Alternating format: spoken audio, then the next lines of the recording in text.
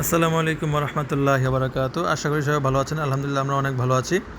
আজকে আপনাদেরকে দেখাবো আমরা বাংলা মাছকে আসলে কীভাবে খাবার দিয়ে থাকি। দেখেন বল আকারে আমরা বাংলা মাছকে খাবার দিয়েছি, আর আমার সাথে অবশ্যই কাজে সহযোগিতা করতেছে চন্দন।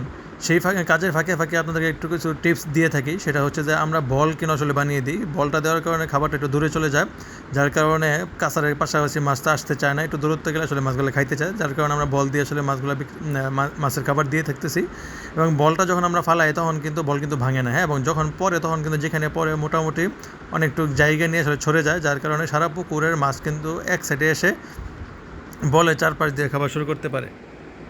তো আপনাদের অনেকের প্রশ্ন থাকতে পারে এখানে কী ধরনের মাছ চাষ করা হয়েছে। এখানে আসলে 5 মিশালি মাছ চাষ করেছে, যেমন রুই, কাতল, মৃগেল, কার্পু, সরপুঁটি এবং ইলিশ ভাটার পোনা, যেটা আমরা ভিডিওতে আমাদের সবসময় দেখেন।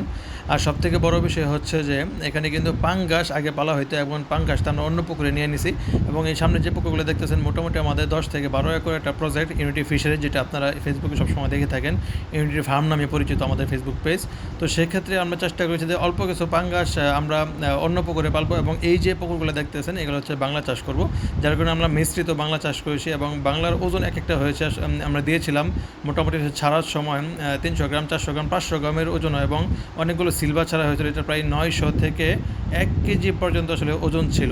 তো এখন পর্যন্ত আমরা কোনো ধরনের খেয়াও দিই নাই, মানে কোনো ধরনের জাল ফেলাই নাই, শুধু আমরা খাবারই দিয়েছি। মোটামুটি 3 থেকে 4 মাস হয়ে গেছে এই প্রজেক্টের, মানে বাংলা মাছের প্রজেক্টের বয়স। এর আগে আমাদের পুরো প্রজেক্টে কিন্তু শুধু পাঙ্গাস ছিল। আপনার ইতিমধ্যে আমাদের যারা ভিডিও দেখছেন মেইন পেজে, আমাদের ইউনিটি ফার্ম যে পেজটা আছে সেখানে।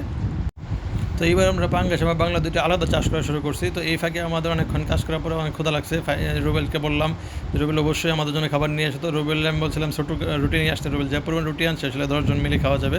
তো সাথে 7 আপ ছিল, তো আমরা 4-5 জন মিলে এটা আসলে খেয়ে ফেলবে। তো অনেকক্ষণ আমি কাজ করতেছি। রুবেল যেহেতু নিয়ে এসে পড়ছে, করার কিছু নেই। তো এই হচ্ছে আজকে কাজের আমাদের আপডেট। অবশ্যই সামনে ভিডিও দেখার জন্য আমন্ত্রণ রইল। ভালো।